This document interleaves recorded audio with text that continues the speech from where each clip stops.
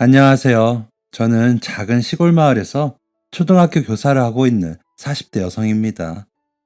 적막한 시골은 문화를 즐길 수 있는 시설도 많이 없어 주로 이 채널에서 사연을 듣거나 책을 읽으며 여가 시간을 보내곤 해요.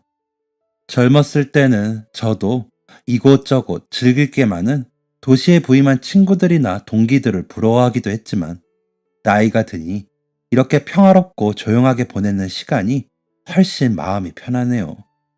적응을 해서 그럴지 모르지만요.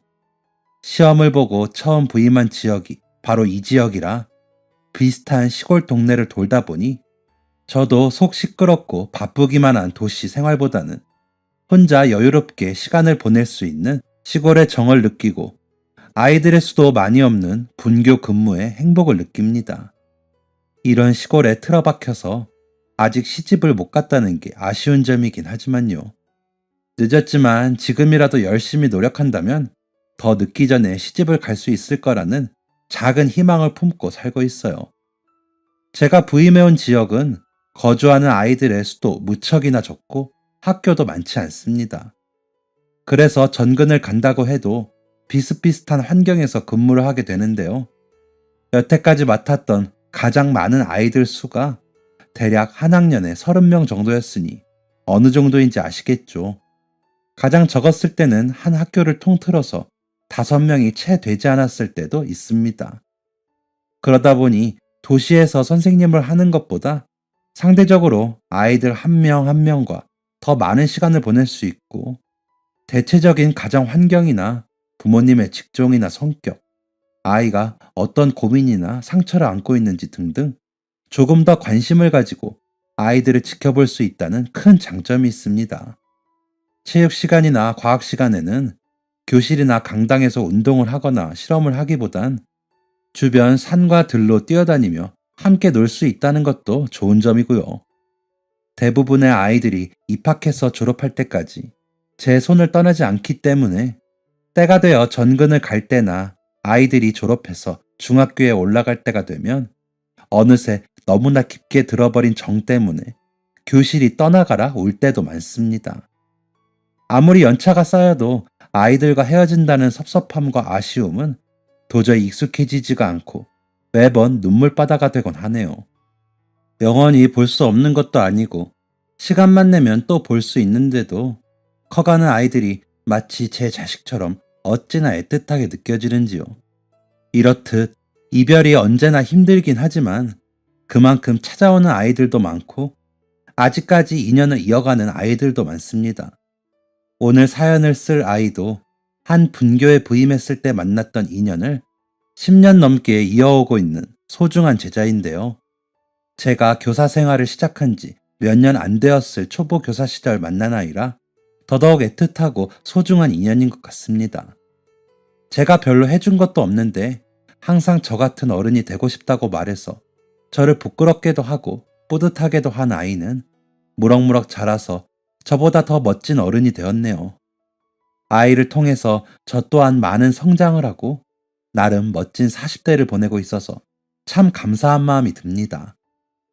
아이를 만난 건 10여 년 전 전교생이 10명도 안 되는 작은 분교에서 근무할 때였어요. 그때는 부임한 지 얼마 안 되었을 때라 참 의욕도 넘치고 열정도 넘쳐 넘치는 에너지의 시골 아이들과 함께 밖으로 뛰어다니고 이런저런 활동도 많이 할 때였습니다. 시골 아이들은 어릴 때부터 항상 뛰어놀기 때문에 초등학교쯤 되었을 때는 다들 체력이 웬만한 성인 정도로 대단하고 운동신경도 뛰어나요. 그런 아이들을 데리고 나가 통솔하고 사고가 날까 전전긍긍하느라 밖에 나가면 정신이 하나도 없었죠. 퇴근하면 바로 넉다운이 될 정도로 매일매일 엄청난 운동을 해야 했지만 해맑은 아이들 표정을 보면 밤에 따로 운동을 해서라도 체력을 키워 자주 나가야겠다는 생각을 했습니다. 공부는 하기 싫어해도 나가서 노는 건 참 좋아하는 게 아이들인지라 수학이나 국어같이 앉아서 수업 듣는 과목들도 밖에서 진행할 때가 종종 있었네요. 그렇게 해맑게 뛰어놀던 분교 아이들에게 새로 전학 온 친구가 생기게 되었습니다. 시골에서 도시로 전학 가는 아이들은 가끔 있었지만 시골로 전학을 오는 친구는 거의 없다시피 했기에 아이들은 모두 기대에 찬 얼굴로 새 친구를 맞이했어요. 학교에 같이 다니는 친구들은 아주 어릴 때부터 동네에서 같이 큰 아이들이라 도시에서 처음 보는 친구가 온다는 소식에 전교생이 다들 설레서 며칠 동안 새 친구 이야기만 할 정도로요. 저도 새로운 제자가 온다는 소식에 무척 기대가 되었어요. 아이들 말로는 윗동네에 사는 할머니, 할아버지, 손녀가 오는 거라고 하길래 부모님도 같이 오시는 건지 아니면 무슨 사정이 있어서 시골 조부모님 댁에서 얼마 동안만 지내는 건지 남몰래 궁금해하곤 했습니다. 하지만 아이가 막상 전학을 오고 교실에 들어와 교탁 앞에 섰을 때 저는 아이가 좋은 일로 전학을 온 게 아니라는 걸 직감하게 되었습니다. 초여름인데도 긴팔, 긴 바지를 입고 있는 아이의 옷차림도 이상했지만 기대에 찬 채 새로 전학 온 아이를 한참 동안 바라보며 어떻게 말을 걸지 궁리하고 있는 다른 아이들의 밝고 빛나는 눈동자와 달리 전학 온 아이는 누구와도 시선을 마주치지 못하고 땅만 바라보고 있었습니다.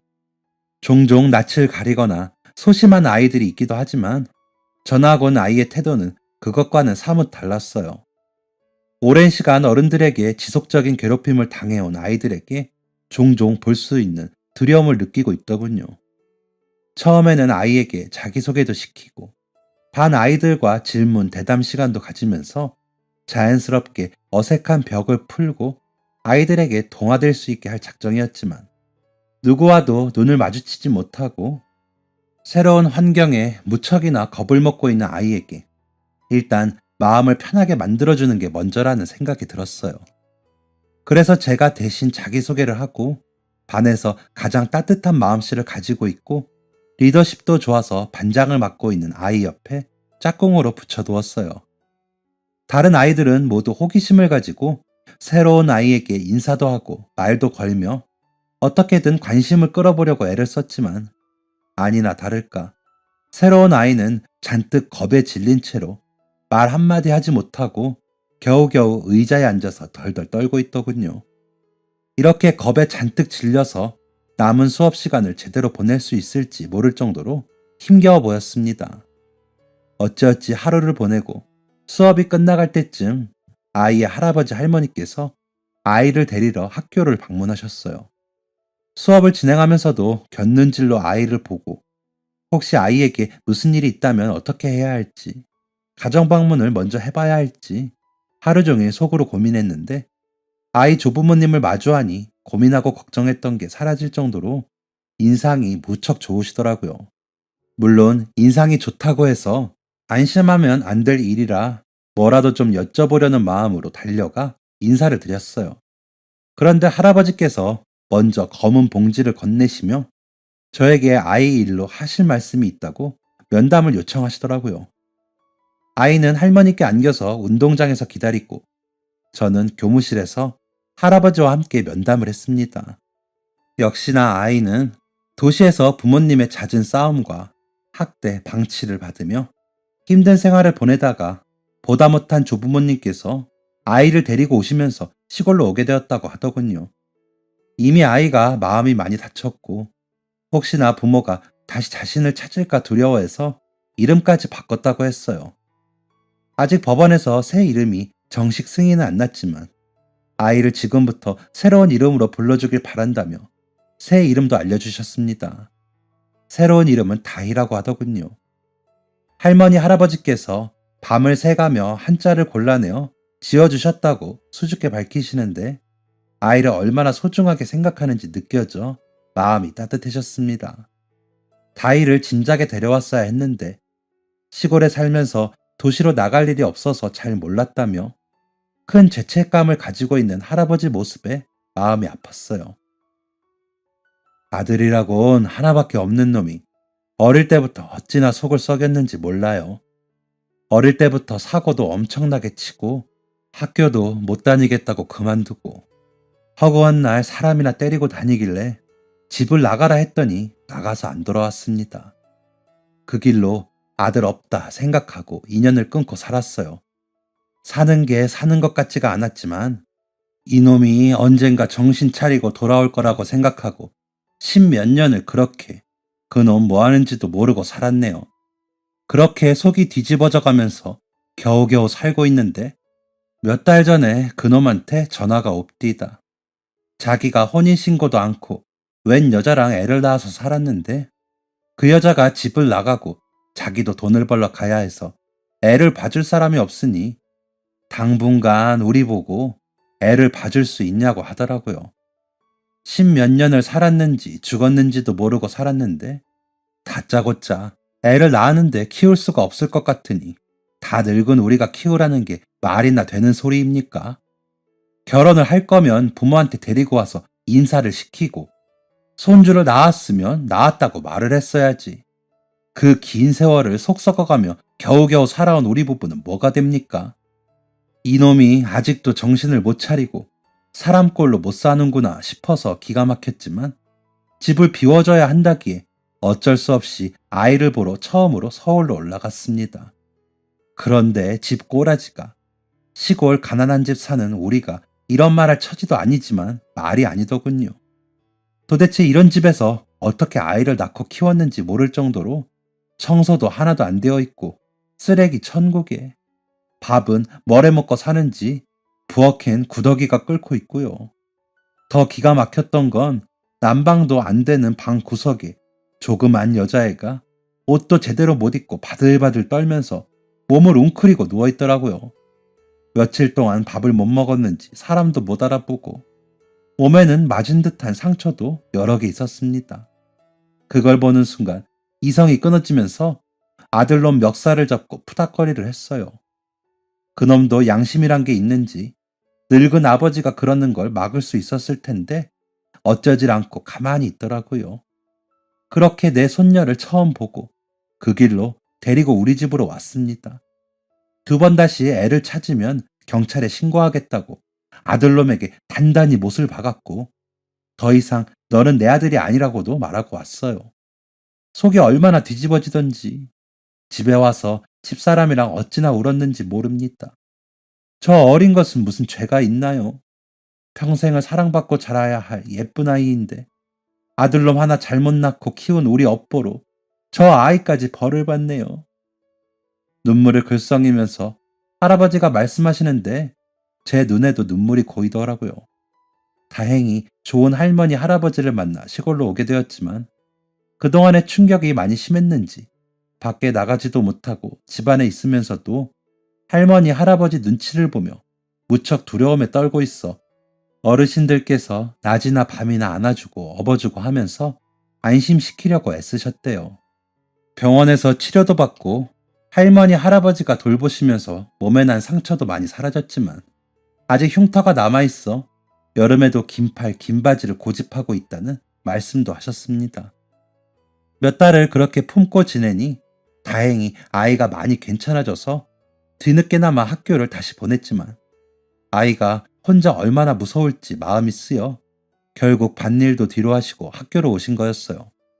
꼬깃꼬깃 소중하게 들고 온 까만 비닐봉지에는 그런 어르신들의 사랑을 잘 담고 있는 투박하지만 무척 맛있어 보이는 토마토 몇 알이 가지런히 놓여 있었습니다.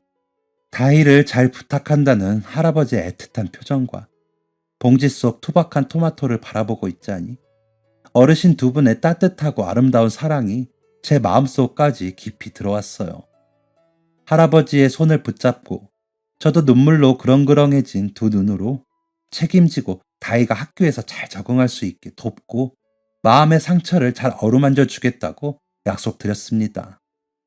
학교에 있는 내내 어두웠던 다이의 표정이 마음에 걸렸지만 운동장 앞까지 마중을 나가서 마주했을 때는 할머니 품에 꼭 안겨서 조금 편안한 표정을 짓고 있더군요. 다이와 눈높이를 맞추고 혹시 힘든 일이나 부탁하고 싶은 일이 있으면 언제든지 와서 얘기해달라고 선생님은 언제나 다이 편이라고 말해주었습니다. 다이는 아직 저를 믿지 못하는 것 같았지만 그래도 유일하게 사랑을 준 어른인 할머니, 할아버지와 따뜻한 인사를 나누고 있는 저를 보자 경계심이 조금은 사라진 것 같았어요. 처음 교실로 들어올 때와는 다르게 조그만 목소리로 먼저 입을 떼서 인사를 해주더라고요. 들릴 듯 말 듯 작은 목소리였지만 참 맑고 예뻐서 아직까지 생생하게 기억이 납니다. 그렇게 다희와의 인연이 시작되었네요. 다희의 할아버지, 할머니께서 학교에 다녀가신 뒤로 저도 알게 모르게 다희를 많이 신경 쓰면서 지내게 되었습니다. 그 나이대 아이들에게 선생님이 아주 큰 존재인 만큼 아이들이 다 보는 앞에서 다희에게 특별히 관심을 더 준다거나 신경을 많이 쓰면 아이들 사이에서 다희가 배척될 우려가 있고, 무엇보다 제가 교육자이니만큼 모든 아이들에게 똑같이 사랑을 줘야 하는 입장이라 다희를 신경 쓰고 있다는 티를 내진 않았지만, 태어날 때부터 사랑 듬뿍 받고 자연 속에서 뛰어놀던 아이들 사이에서 위축되어 있는 다희를 볼 때마다 마음이 참 아프곤 했어요. 그래서 안 보이는 데서 알게 모르게 다희를 챙겨주곤 했죠. 아이들도 시골에서 자란 아이들이라 그런지 순수하고 마음이 맑아서 자기들과 어울려 노는데 어려움을 겪는 다희를 따돌리거나 놀리지 않고 다희가 마음을 열기를 천천히 기다렸어요. 전교생이 다 한 반에서 수업을 하는지라 운동장에 나가서 놀 때는 다 같이 놀고, 과학 시간이나 체육 시간에 학교 밖으로 나가 수업을 할 때도 다 같이 나가곤 했는데, 그럴 때도 다희가 어울리지 못하고 있으면 항상 누군가 다희 옆에 따라와서 말도 걸어주고 목마르지 않냐 물어보거나 다리가 아프면 잠시 앉아서 쉬었다 가자고 제안하면서 엄청 배려를 해주더라고요. 반에서 가장 나이가 많은 아이가 초등학교 4학년, 다희보다 3살이 많았는데 그 아이가 제법 어른답게 다희를 챙겨주자 다른 아이들도 어른스럽게 다희를 챙겨주고 보살펴주는데 기특하고 예쁜 모습에 저도 모르게 웃음이 나곤 했어요. 그런 아이들을 보면서 저도 많이 배웠습니다. 마냥 마음이 아픈 아이를 보고 무턱대고 관심을 주거나 아이가 혼자 할 수 있는 일을 대신해주는 어른이 아니라 아이가 스스로 할 수 있는 힘을 주고 기다려주는 게 가장 옳은 방법이라는 것도 배웠죠. 처음에는 다희와 같은 상처를 가지고 있는 아이를 지도해 본 적이 없어서 어떻게 해야 할지 혼란스럽기도 하고 책도 많이 찾아보고 했는데, 반 아이들의 배려에 조금씩 먼저 말도 걸고 표정도 차츰차츰 밝아지는 다희를 보자 가장 좋은 방법은 기다려주는 거라는 확신이 생겼어요. 그렇게 반 아이들 모두와 함께 다희를 기다려 주었고, 학교를 마치면 혼자 거리를 걷는 걸 무서워하는 다희와 함께 걸어서 집에 데려다 주곤 했습니다. 아이들이 많이 없다 보니 먼 동네에 사는 아이들도 이 학교에 다니곤 했는데, 그런 아이들은 대부분 부모님이 데려다 줬고 혼자 걸어서 갈 수 있는 아이들과 다희는 반대 방향에 살고 있어서 학교가 마치면 항상 다희는 혼자 집에 걸어가야 했거든요. 처음 며칠은 할아버지, 할머니가 번갈아 가며 데리러 오셨지만 사실 다희 할머니, 할아버지가 다희에게 모든 걸 맞춰서 생활할 수 없을 정도로 경제적 상황이 좀 어려우셨어요. 고령임에도 여기저기서 일을 받아 하셔야 생활이 가능했기에 언제까지나 다희를 데려다주고 데리러 오실 수 없는 형편이셨습니다. 다희는 자기를 버리고 괴롭힌 부모가 혹시 다시 나타나지 않을까 무척이나 두려워해서 혼자 집에 가는 걸 두려워하더군요. 학교를 마치고도 집에 가는 게 두려워 교문 앞에 우두커니 서 있는 다희를 본 뒤부터 다희의 학교길은 제가 책임지게 되었죠. 처음에는 다희가 저에게 마음을 열지 못하고 말을 시키는 것도 불편했는데 점점 시간이 흐를수록 마음을 열고, 그 나이 때 여자아이들이 그렇듯 떨어지는 낙엽을 보고도 깔깔 웃고 끊이지 않게 수다를 떨면서 즐겁게 하교할 수 있게 되었습니다. 특히 다희는 시골 곳곳에 있는 식물들이나 야생동물들에게 지대한 관심을 가지고 있어 항상 무언가를 발견하면 오랫동안 관찰하고 식물의 특징이나 이름을 물어봤기 때문에 어느 순간부터는 저도 다희와 함께 공부를 하고 있더라고요. 그렇게 함께 머리를 맞대고 주변 자연에 대해 공부하고 수다를 떠는 시간이 저도 무척이나 즐거웠습니다. 언젠가 제게 딸이 생기면 이렇게 시간을 보냈으면 좋겠다는 생각도 들고요. 다희도 마음을 열고 나서는 저를 무척이나 따르고 좋아해서 말썽 한 번 부리지 않고 수업 분위기를 주도해 나가는 착한 아이로 자라주었어요. 어른들에게 너무도 큰 상처를 받았지만 그래도 정말 다행히 빨리 할아버지 할머니께 발견이 되어 그 뒤로 마땅히 받아야 할 사랑만 받았을 뿐인데도 이렇게 밝고 예쁜 아이로 자랄 수 있다니 정말 가슴 아픈 일이지요. 다희는 집에서나 학교에서나 사랑받고 자연환경 속에서 뛰어놀며 자라다 보니 더 이상 어른들을 두려워하지도 않고 학교 아이들과도 잘 지내며 작은 것에도 감사하고 자연을 사랑할 수 있는 아이가 되었고, 지켜보는 제 입장에선 그게 참 고마웠습니다. 그 나이대 아이들에게 바랄 게 뭐 있나요? 그저 걱정 없이 잘 뛰어놀고 아프지만 않으면 되는데, 그 아픈 상처를 이겨내고 보통의 아이같이 행복하게 지내는 다이를 보니 참 대단하다는 생각이 들었어요. 상처를 이겨내고 씩씩하게 잘 자라는 다희와 함께하는 시간도 정말 즐겁고 고마웠지만, 정말로 다희에게 감동받았던 건 다희의 예쁜 마음에서 우러나온 진심 어린 따뜻한 행동들이었어요. 다희는 등하굣길에 단 한 번도 꽃을 꺾거나 개미를 밟거나 하는 일이 없었습니다. 예쁜 꽃을 보면 꺾어보고도 싶고 곤충들도 한 번씩 괴롭히고 하는 게 그 나이 아이들일 텐데, 다희는 예쁘고 신기하다며 한참 동안 지켜보는 일은 있어도 한 번도 함부로 손을 대진 않더라고요. 한 번은 길가에 예쁜 코스모스가 펴 있는 걸 한참 동안 바라보더니 할머니 할아버지께도 보여주고 싶다고 환하게 웃었습니다. 그래서 저도 모르게 당연히 꽃을 꺾어서 가면 되겠다고 생각했는데, 다희는 절대로 꽃을 꺾지 않는 거예요. 그래서 제가 할머니 할아버지께 보여드리고 싶다고 하지 않았냐 물어보니 다희가 씩 웃으며 이렇게 말했습니다. 물론 보여드리고 싶지만 그렇다고 해서 꽃을 꺾어가면 다른 사람들이 예쁜 꽃을 못 보게 되잖아요. 할머니 할아버지랑 같이 다시 오면 되죠. 제가 꺾으면 꽃도 아플 거고, 할아버지께서 제 욕심 때문에 다른 생명들을 아프게 하면 안 된다고 하셔서 꺾어가도 혼날 거예요. 씩씩하게 그렇게 말하는데 뒤통수를 한 대 맞은 듯 멍해지더라고요. 아이들은 종종 학교 밖에 나가면 꽃도 꺾고 잔디도 밟으면서 뛰어놀았고, 저 또한 그게 당연하다고 생각해서 그다지 제지를 하지 않았습니다. 하지만 자신의 욕심 때문에 다른 생명체를 아프게 할 수 있다고 가르쳤다는 다이 할아버지의 말씀에 교육자로서 너무 안일했던 건 아닌지 반성하는 마음까지 들더라고요. 그 뒤로는 학교 밖에 나가서 수업을 할 때도 생명의 소중함을 가르쳐야겠다고 다희한테 한 수 배우게 되었어요. 다희에게 감동받았던 건 그뿐만이 아닙니다.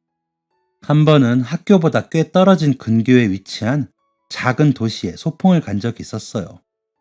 항상 소풍을 가면 마을 근처 운동장이나 야산같이 익숙한 곳으로 가곤 했는데, 항상 그런 곳만 가다 보니 아이들에게도 새로운 경험이 될 수 있는 곳에 가는 것도 좋겠다는 의견이 나와 학교 선생님들이 통솔해서 기차를 타고 근교에 있는 공원으로 갔습니다.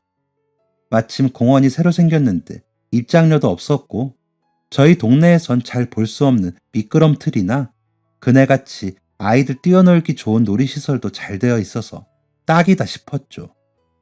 아이들은 처음으로 다 같이 타보는 기차 여행에 무척이나 들떴고, 깨끗하고 넓은 공원을 보고 환호성을 질렀어요.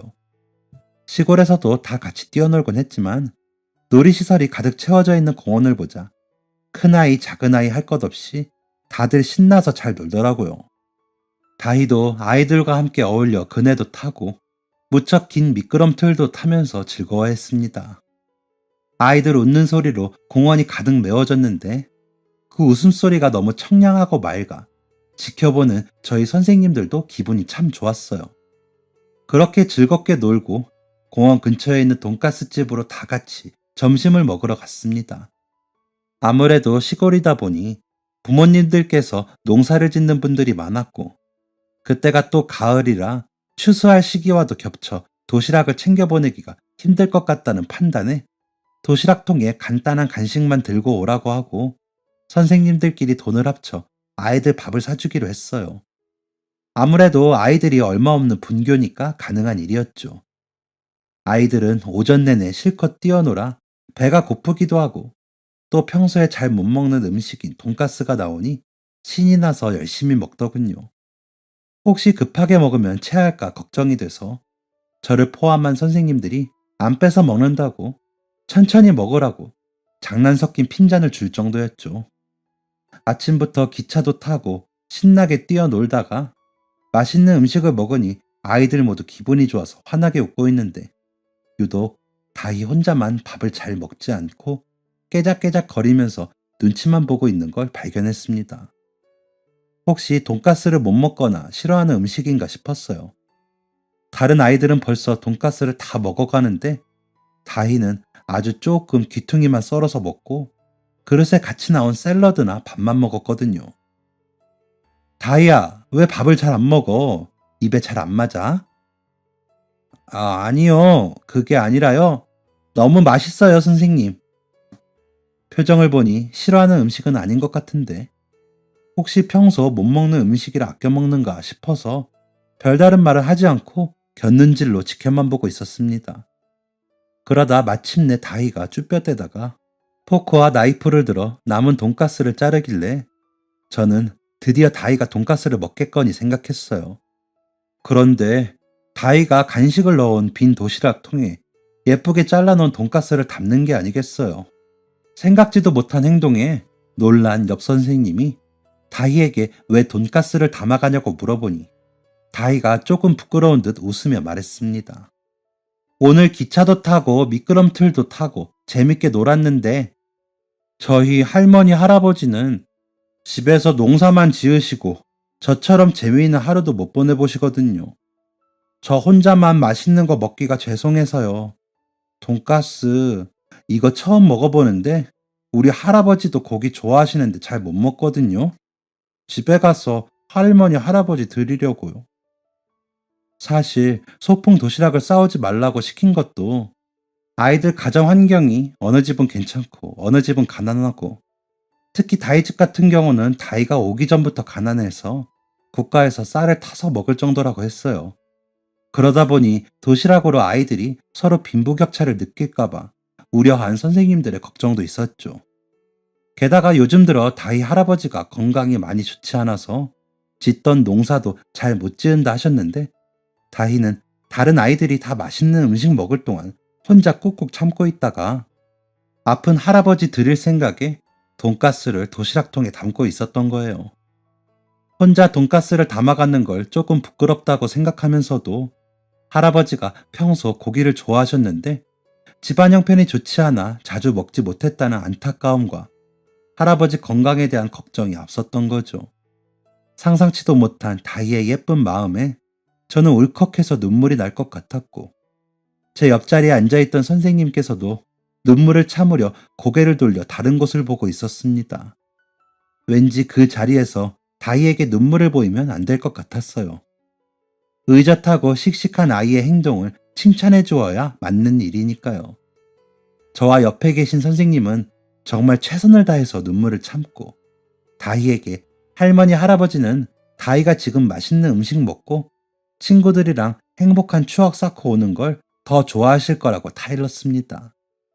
지금 밥을 먹어야 남은 오후 시간에도 신나게 놀 수 있고 집에 가서 할아버지께 그 이야기를 해드리면 더 좋아하실 거라고요. 겨우겨우 설득을 하니 다희가 그제야 웃으면서 돈가스를 먹기 시작했어요. 그러면서도 줄곧 너무 맛있다고 선생님들 감사하다는 말을 해주는데 초반엔 마음을 닫고 침울하게 지냈던 다희가 어느새 이렇게 자라서 맛있는 음식을 먹게 해주셔서 감사하다는 인사까지 하는 걸 보니 만감이 교차했습니다. 그리고 그때 다짐했어요. 다희가 두 번 다시는 어른들에게 상처받지 않게 예쁜 마음을 그대로 가지고 멋진 어른이 될 수 있게 최선을 다해 지도하겠다고요.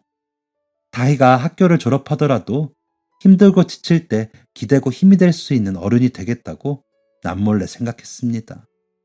다희는 그렇게 행복한 표정으로 돈가스를 먹고도 끝내 할머니 할아버지와 집에 가서 나눠 먹고 싶다고 반 정도는 남겨서 도시락통에 담아갔어요. 그렇게 힘든 일을 겪고도 잘 극복해내고 자신에게 사랑을 준 사람들에게 어떻게든 보답하겠다는 의젓한 마음을 가지고 있는 다희가 나이만 먹은 어른들보다 훨씬 훌륭한 사람이라고 나이는 어리지만 정말 멋지다고 생각했습니다. 이후에 소풍이 끝나고 옆 선생님과 함께 읍내에서 고기를 사서 다이 집을 방문했어요. 소풍 때 있었던 일을 말씀드리며 다이가 걱정이 많다고 하니 할아버지 할머니께서도 감동받아 눈물을 훔치시더군요. 사실 알고 봤더니 그동안 급식에서 맛있는 반찬이 나올 때도 남몰래 싸워서 할머니 할아버지 드시라고 했다고. 싸우지 말고 먹으라고 아무리 얘기를 해도 집에서 밥과 김치만 먹고 계신 할머니 할아버지가 마음에 걸린다며 배시시 웃고 만다는 이야기를 듣고 저와 같이 간 선생님은 또 한 번 눈물을 훔쳤습니다. 자기 아들이 용서받지 못한 짓을 다이에게 했는데도 한 번도 누군가를 원망하지 않고 바르게 예쁜 마음으로 자라는 다이가 자랑스럽다고 말씀하셨던 할아버지는 힘을 내서 건강을 회복하고 다이가 대학에 들어갈 때까지는 물심양면으로 지원해야 하지 않겠냐며 마음을 다잡으셨습니다. 저희도 다이가 예쁜 마음을 잃지 않게 많은 사랑을 주겠다고 약속드렸던 기억이 나네요. 이후로도 다이는 정말 어릴 때 그대로 예쁜 마음으로 바르고 올곧게 자랐고 고학년이 되었을 땐 누구보다 의젓한 언니 누나로 다른 아이들을 이끌어 줄 수 있는 반장이 되었습니다. 이윽고 졸업을 했고 다이가 졸업할 때는 저를 포함한 모든 선생님들이 엉엉 울면서 다이의 졸업을 축하해 주었어요. 마음을 많이 다쳤던 다이를 기다려주고 배려해 주었던 다른 아이들도 멋지고 늠름하게 자라 학교를 떠나는 모습을 보니 많은 아이들을 보내고 다시 만나는 게 익숙해졌을 무렵인데도 그때만큼 가슴 사무치게 뭉클했던 적이 없는 것 같아요. 졸업식 날 꼬깃꼬깃 접은 종이약 1000개를 유리병에 가득 담아 저에게 전해주었던 다이의 눈에도 눈물이 가득 고여 있었습니다. 그 종이약은 아직까지도 저희 집 거실에 놓여 있어요. 종이약 가장 윗칸에 놓여있던 다이의 또박또박한 글씨가 적힌 쪽지도 그대로 제 보물이 되었습니다. 쪽지에는 이렇게 적혀 있었어요. 선생님, 그동안 저를 가르쳐 주시고 옳은 방향으로 지도해 주셔서 감사합니다. 처음 이 학교에 왔을 땐 많이 무서웠는데 선생님과 등하교를 같이 하면서 무서운 게 싹 사라지고 이 동네가 너무 좋아졌어요. 아이들과 노는 것도 재미있었고 처음으로 행복하다는 생각을 했습니다. 선생님, 제가 좋은 걸 주고 싶은데 지금은 그럴 방법이 없어 선생님을 생각하면서 종이약을 1000마리 접었어요. 1000마리 종이약을 가지고 있으면 소원이 이루어진대요. 제 소원은 제 은인인 선생님이 평생 행복하고 건강하게 지내시는 거예요. 그동안 감사했습니다. 그 작은 고사리 같은 손으로 종이약 1000마리를 접으면서 제가 행복하길 빌었다는 쪽지에 얼마나 울었는지 모릅니다.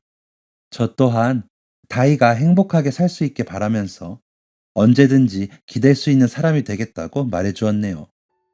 졸업하고 다이는 읍내에 있는 중학교에 진학하게 되면서 매일같이 붙어있던 이전과는 다르게 조금 연락도 뜸해지고 얼굴 보기도 힘들어졌어요. 하지만 가끔이나마 다이는 꼭 찾아와서 예전처럼 제잘제잘 떠들며 학교 이야기도 들려주고 할머니 할아버지 이야기나 새로 만난 친구 이야기도 마치 조카처럼 해주곤 했습니다. 다이를 보는 날이면 항상 싱그러운 에너지를 채우고 돌아올 수 있어 저 또한 다이를 만나는 게 무척 기다려지곤 했어요. 새 학교에 가서 혹시 나쁜 친구를 사귈까? 어긋난 길을 가거나 사춘기가 심하게 오는 건 아닐까? 노심초사할 때도 있었지만 다이는 올곧은 신념 그대로 작은 것에도 감사하고 친구들 하나하나를 배려하면서 예쁜 마음으로 학교 생활을 잘 해나가는 것 같았습니다. 가끔씩 저에게 찾아와 고민을 털어놓거나 시험을 잘 못 보았을 땐 속상한 마음에 제 앞에서 울기도 했어요. 그럴 때 제가 다이에게 위로를 해줄 수 있다는 게 참 고마웠네요. 제가 직업이 교사라 다이에게 직접적으로 공부를 가르쳐 줄 수 없었기에 다이가 속상한 마음을 저에게 털어놓고 다시 열심히 공부할 용기를 가질 수 있도록 조언해주고 격려해주곤 했습니다.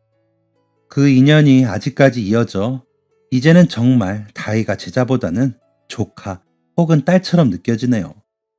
다이도 이제는 장난처럼 저에게 이모라고 부르기도 합니다. 사실 다이가 자라면서 할머니, 할아버지 건강이 많이 나빠지셔서 걱정을 많이 했습니다.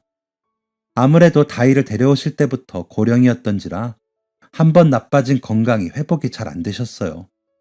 항상 먹을거리 사들고 병문안을 갈 때마다 제 손을 꼭 붙잡고 감사하다고 고개를 꾸벅 숙이셨던 할아버지께서는 재작년 병환으로 돌아가시고 이제 많이 편찮으신 할머니를 다이가 간호하고 있습니다.